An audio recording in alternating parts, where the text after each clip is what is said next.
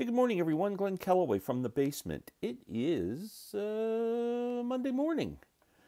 And as many of you know from watching my last video, I am cataloging my record collection. It has been quite a revelation in terms of just pulling stuff off the shelf that I forgot I had, the music albums that I love. And as many of you know, I keep a heavy rotation box beside my stereo system. They're the albums that I want to play a lot. I try and change it up, the odd album here and there, but this motivated me to take all of the albums out of there and change 90% of them out for a new box of heavy rotation stuff. I wanted to share with you the stuff that I pulled off the shelf to spend some time with. I got the box sitting beside me right here.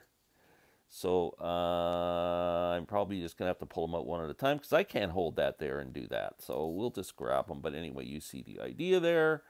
We're going to start with Billy Strings' Home album. Man, I've been playing this album since I got it a year ago or whatever. It's the CD, but I got the vinyl from my good friend Alex at Beer and Vinyl. Sent it to me as a VCLT. And the vinyl sounds great. It's just such a great album. It's become one of my absolute favorite albums. Billy Strings Home.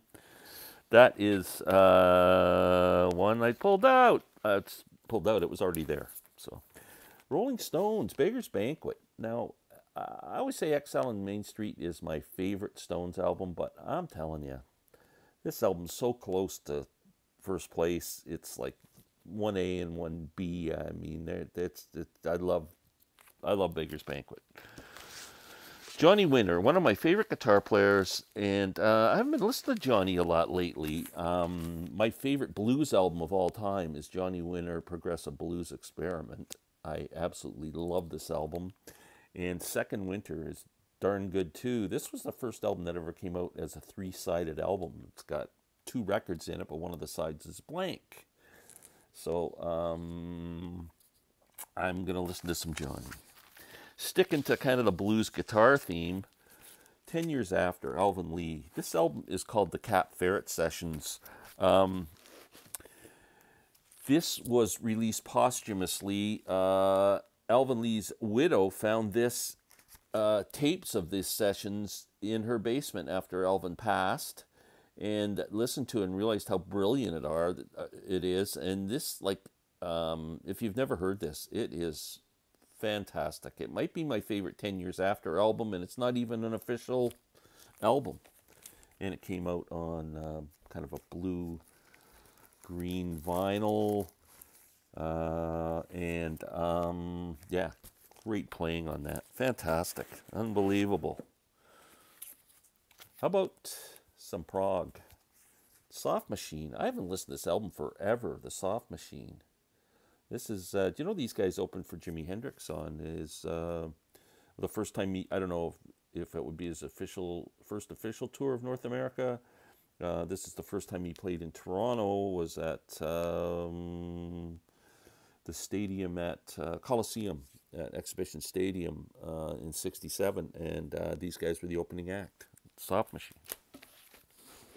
Leon Russell's debut album, the great Leon Russell. Haven't listened to this for a while. It's a freaking great album. Song for You's on here. I Put a Spell on You. Hummingbird. There's some great tracks on here. Great Leon Russell album.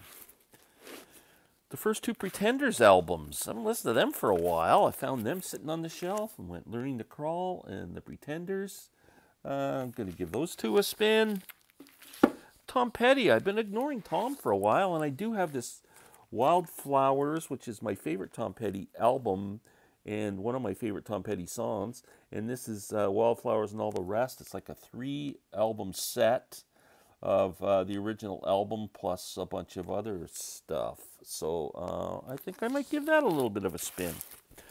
One of the best concerts I've been to in the last, I guess this is just pre-COVID, was seeing Nick Mason and Saucerful of Secrets at the Hummingbird Center in Toronto. The live album is absolutely fantastic. This is, if you're a Floyd fan, You should get this album. I know it's everybody saying it's just Nick Mason, the drummer, but man, this is good. So good. Great, great record.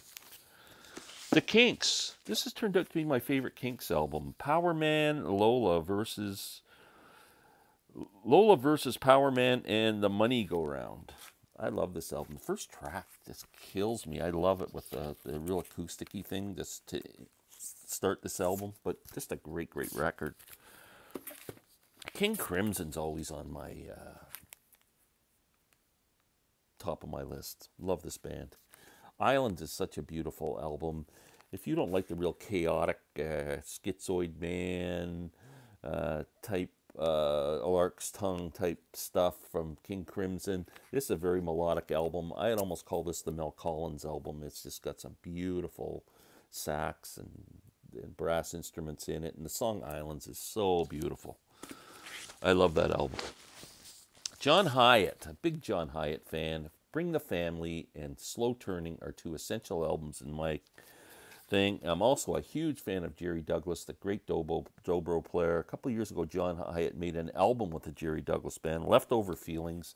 I haven't listened to this forever, but it was a pretty good, solid record. So pulled that out to listen to. Oh, another great one from the 70s for me. I just love this album. Arlo Guthrie's Hobo's Lullaby. What a great album. Ry Cooder plays on this album. Right away, when Ry's on anything, I buy it. This has the hit, City of New Orleans, the Steve Goodman song that Arlo had the hit with. He does a couple of Dylan songs on here. He does a couple of songs of his dad, Woody. And this is just a great record. Great record. If you've never heard this album, check it out. Arlo Guthrie, Hobo's Lullaby. Okay, next. Jerry Garcia Band. So I don't know if anybody else saw, but watching Chris Stiley and Billy Strings on CBS Saturday morning, I'm still excited from the show. They did a song that, it's an old traditional song, and I am most familiar with it from the Jerry Garcia acoustic band called I've Been All Around This World. Great track. So I pulled out Jerry Garcia acoustic band album.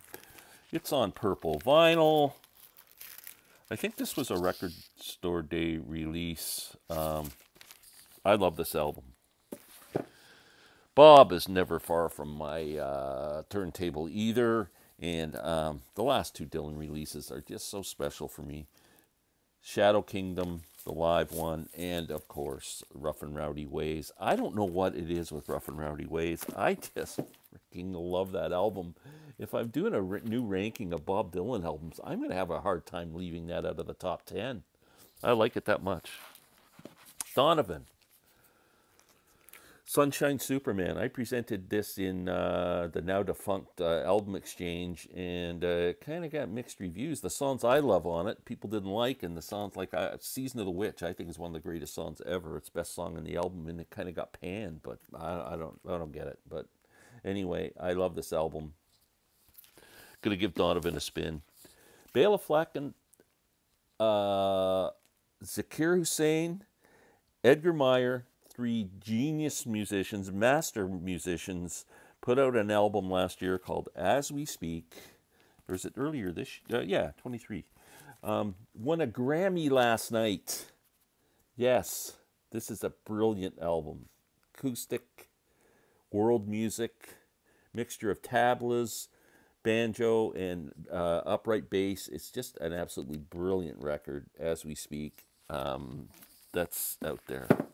Patricia Barber, you've heard me talk about her before. Great jazz musician from Chicago.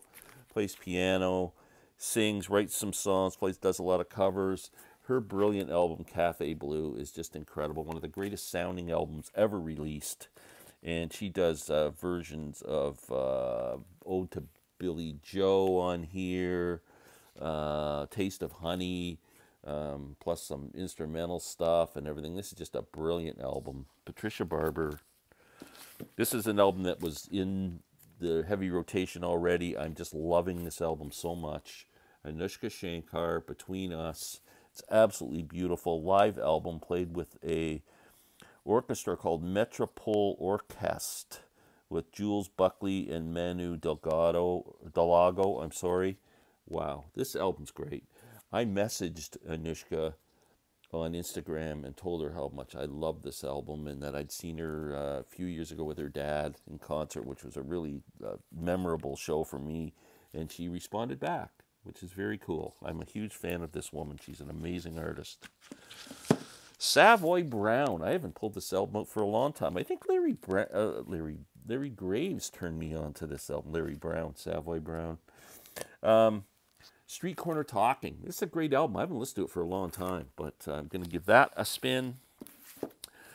My good friend Steve at All the World's a Stage bought me a lovely gift, the Sly Stone biography.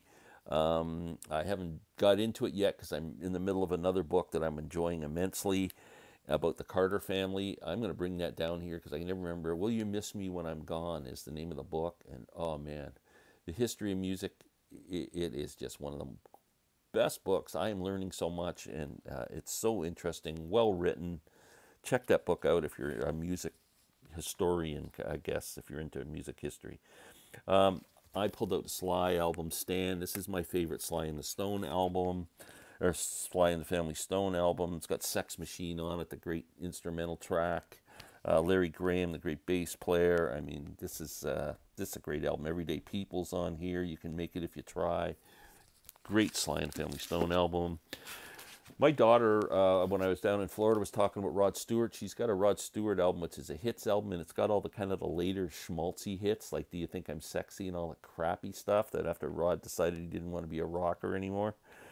So I found this album used for her, and I bought her a new copy of Every Picture Tells a Story. That's Rod Stewart. So I got Gasoline Alley, which is that, and Every Picture Tells a Story to me are the two essential Rod Stewart albums. I'm going to give this a listen at home. I was listening to it at my daughter's place.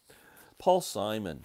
I bought an essential Paul Simon CD set that's got like tons of tracks on it and a lot of deep tracks. There are some Paul Simon albums I've really never delved into that much, but I have them on the shelf.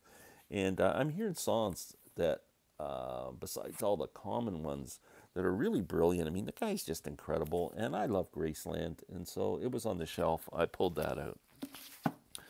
Another one that was sitting, the last two, I guess, were already sitting in the heavy rotation pile. They're not leaving because they're great albums. Taste, Rory Gallagher's first band. This is Taste's second album on the boards. What a great album. I'm starting to like this more than the debut, and I think the debute's great.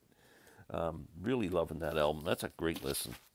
And last but not least, I've turned into an Alice Coltrane fan, and Carlos Santana did an album with her called Illuminations, and I love this album. It's great. So that's sitting in the pile.